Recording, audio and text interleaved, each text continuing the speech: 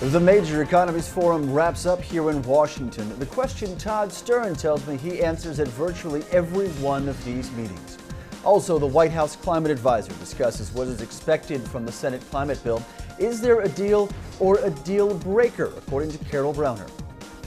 And President Obama plans a trip to West Virginia, how he will pay tribute to the victims of this month's deadly coal mine accident. From the Energy News Center in Washington, D.C., this is the Energy Report with Susan McGinnis. And good Tuesday afternoon. I'm Tyler Suiters, in for Susan McGinnis. Thanks for joining us for this edition of the Energy Report. Representatives from 16 of the world's leading economies are now heading home after 2 days of climate meetings here in Washington. Todd Stern led the talks for the U.S. at this week's Major Economies Forum on energy and climate change. These are pictures at Stern at the previous forum held last fall in England. He and Deputy National Security Advisor for International Economic Affairs, Michael Froman, discussed the most recent forum. They say the MEF talks covered what is needed for a successful outcome during UN climate negotiations in Cancun this year, also the issue of fast start funding. But I asked Stern the importance of U.S. climate legislation and the pressure that he feels from other countries at these forums. I wouldn't use the word pressure.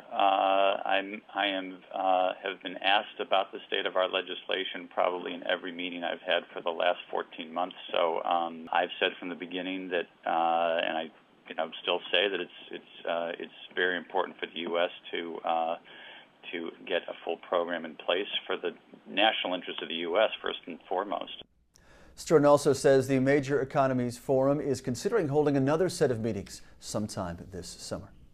White House leaders are now discussing that Senate climate bill with the private sector this week, and today they're meeting with the leaders of the Business Roundtable. But first, the president's energy and climate policy advisor, Carol Browner, took questions at a National Journal forum here on Capitol Hill. Browner was vague, though, however, about whether the White House would actually support any bill that preempts EPA from cutting greenhouse gas emissions, or about legislation that prevents tougher state standards to combat climate change. But Browner did give some clues about what the Obama administration wants to see when this bill is finally unveiled. We have some important principles. One is it needs to be an economy-wide program. We need to look at all of the emissions and make sure that there is a reduction sort of across the economy. Secondly, we need to make sure that there are transition allowances, that there are times for industries to come into compliance, and that may vary across sectors. They don't have to all be treated the same. And finally, we need to be mindful of the consumer impacts. And we think there are probably a number of ways you can get there. Those are sort of the principles that we've adhered to from the beginning of this debate. And I think that it's, at the end of the day, something will only pass because it meets those principles. Browner also said the White House expects to see stronger language in the bill on offshore drilling, that while the West Coast is off limits under the current 5-year plan, that could change under an ensuing 5-year plan. Another key element of the Senate climate bill involves this: carbon capture and storage. Here's a look at the joint Mountaineer project on CCS in West Virginia, run by AEP and Alstom.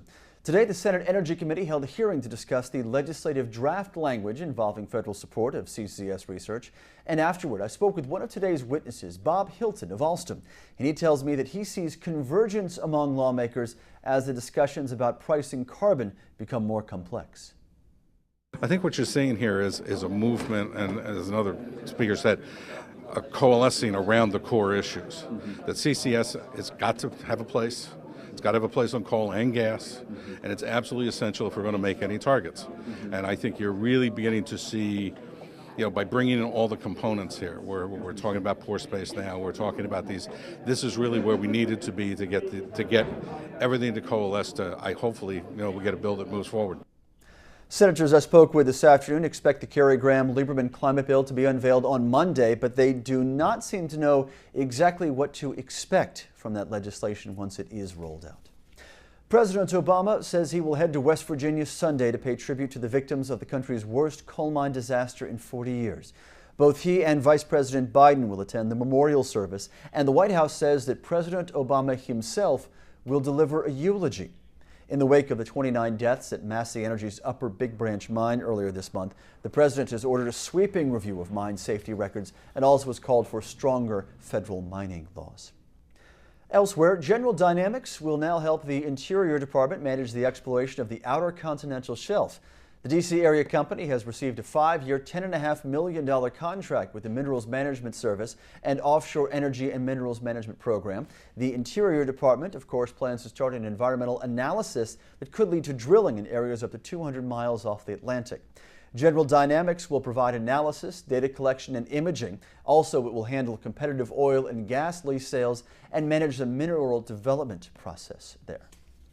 There is a new report out now that says the U.S. military is doing a good job of addressing the twin threats of energy dependence and climate change.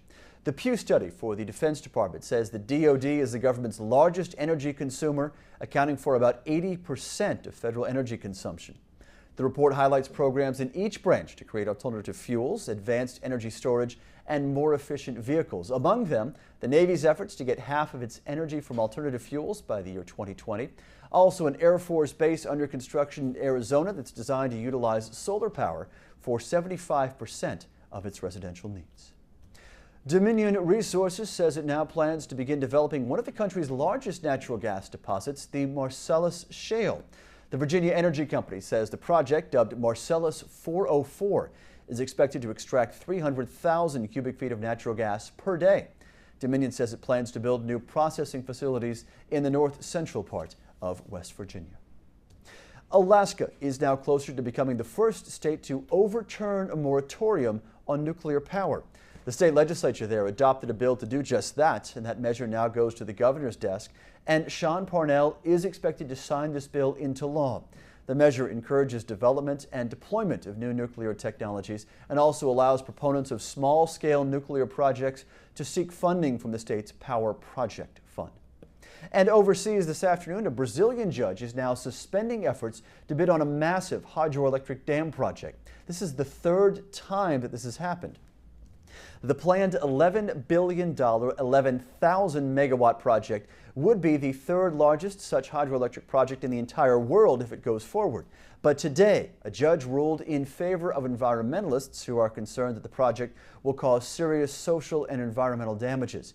Bidding began today after another judge overturned a previous suspension, but the new ruling keeps the results from being announced altogether. Well, we'll take a look at some of the events scheduled around the Washington, D.C. area for Wednesday. First of all, 8 a.m. Eastern, the Carbon War Room and Earth Day Network are holding the Creating Climate Wealth Summit. This is taking place at Georgetown University. At 10 a.m. Eastern, Wolf Trap, just outside of D.C. proper, here in Northern Virginia, celebrates Earth Day, performances about environmentalists, and also Greening the Next Generation. Again, that takes place starting at 10 a.m. And finally, at 1:30 p.m. Eastern, Poet CEO Jeff Broynd is in town. He's holding a press conference at the National Press Club, outlining his company's progress and future development plans. That is this Tuesday afternoon edition of the Energy Report. We'll see you back here tomorrow morning for our next roundup of the day's news. As always, we'd like to hear your comments or suggestions for us. You can reach us here in the nation's capital anytime at this address, contact@cleanskies.com. And you can also follow us throughout your day on Facebook and Twitter. From all of us here in the Energy News Center, I'm Tyler Suiters. We're glad you're with us. You're watching Clean Skies News.